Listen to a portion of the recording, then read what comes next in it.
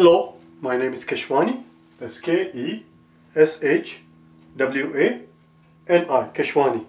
I have been solving math problems for GRE out of this book here, practicing to take the GRE general test, the 10th edition. If you do not own this book already, purchase one immediately. You're going to need it in order to prepare for the exam.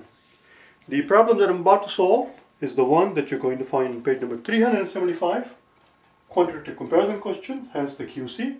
Number 3. Let's take a look at it. As I explained in the previous video, when I did question number 1 and 2, that these problems are based on old-fashioned paper and pencil exams where all the questions used to be arranged in the order of difficulty. There are 15 of them here. There are 15 quantitative comparison questions in this section, which tells us that 1 through 5 are easy, 6 through 10 are medium, and 11 through 15 are hard. This is only number 3. This is a very simple, very straightforward question. 77% of the people who took the exam got this question right. 3/4 of the people, in other words, had no trouble with it at all. It says the time it takes Jim to drive 300 miles at the speed of 52 miles per hour. Well, he drives 300 miles at the speed of 52 miles per hour. So that's how we will find the time. And this will give us the time because the miles will cancel out and we'll end up with the hour on the top. So this is your time for Jim. Time it took Lila, I don't know how they come up with these names, to drive 240 miles.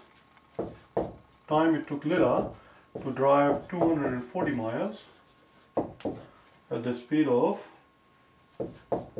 40 miles per hour. 40 miles per hour. For those of you who do not know it, mph, for those of you watching outside the US, mph is what the American used to designate, to denote miles per hour.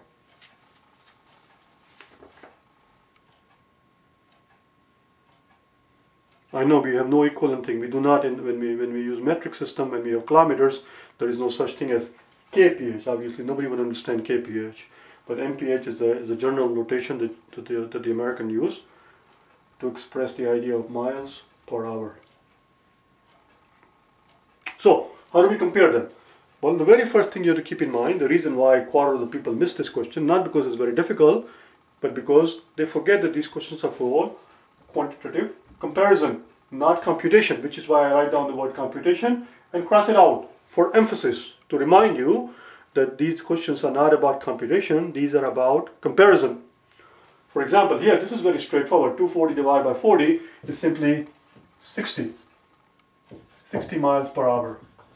So that's what this is. This is the time. 60 miles per hour? No, not 60 miles per hour.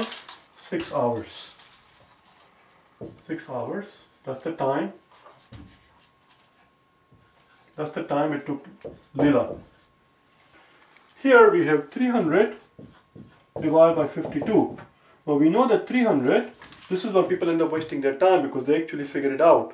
And if you start to figure it out actually what it is, then you're missing the point. These questions are called, as I just said, quantitative comparison. We're supposed to compare this quantity versus that quantity, not compute it. We know that 300 divided by 50 is 6.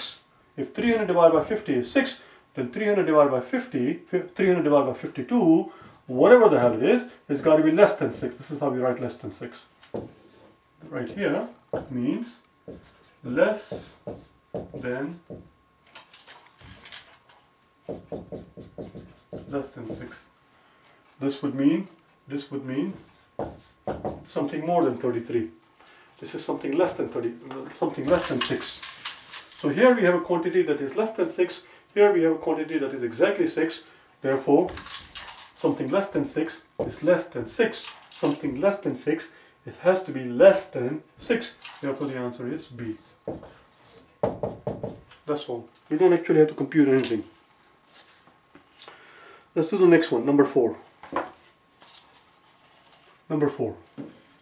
I'll give you 5 seconds to pause this thing if you have to.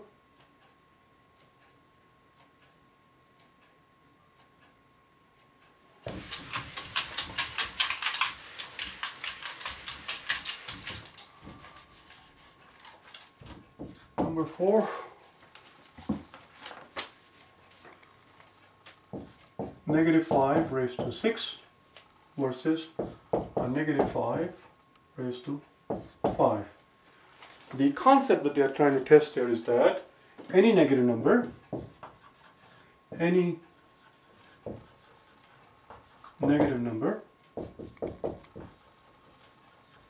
raised to a negative power remains negative. But any number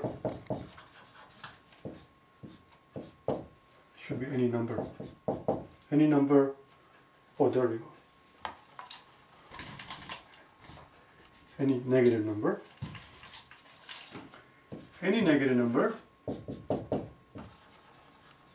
raised to an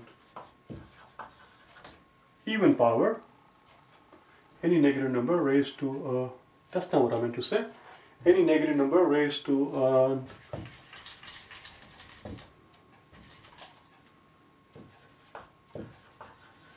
even power, you see, any negative number, 5 is a negative number, any negative number raised to an even power, oh this is no good, raised to an even power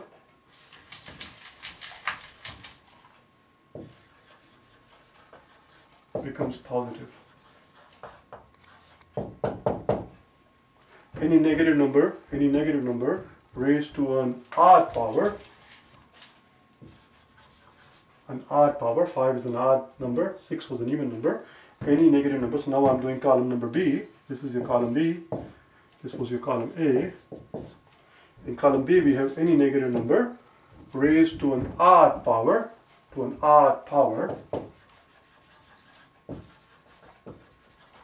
remains negative. For example, if I have negative 2 times negative 2, you see negative 2 raised to 2 would be negative 2 times negative 2, which will be this case here, negative 2 times negative 2 will become positive 4. But negative 2 times negative 2 times negative 2, this is same as negative 2 raised to an odd power, any negative number, negative 2 is a negative number, any negative number raised to an odd power, 3 is an odd power, remains negative. Negative 2 times negative 2 is positive 4, and then positive 4 times negative 2 gives us negative 8. So this quantity, whatever it is, because this negative number is raised to an odd power, this is a negative quantity. This quantity, whatever it is, a negative number raised to an even power becomes a positive number. So here we have a negative number, here we have a positive number. What those numbers are, we're not interested in that. These are not called quantitative computation. These are called quantitative comparison. We are supposed to compare the quantities, not compute them. So whatever this quantity is, which is a very large quantity, is a positive number. This is a very large negative number. A positive quantity obviously would have to be more than a negative quantity. Answer is A. Column A is bigger, because in column A we have a positive quantity and in column B we have a negative quantity. That's all there was. As always, I have done it again. I have made too much fuss about nothing. It was a very straightforward thing and I sort of messed it up as I was writing it, but thankfully we cleared it up. So here's your demarcation to keep the column A and column B separate. Before we end the video, if you have not learned this word still, I've used it many times. If you have still not learned it, let's learn it now. The word that I used was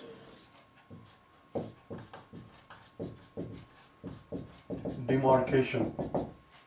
To demarcate something is to put a boundary on it, to put a border around it, to outline it. So I just used this word in the sentence. Let us put the demarcation, and then I did it with a red point here. Demarcation is the boundary, the border, the outline to keep the top separate from the bottom. That's all. That was a quick digression. Again, if you do not know the word digression, look it up and learn it.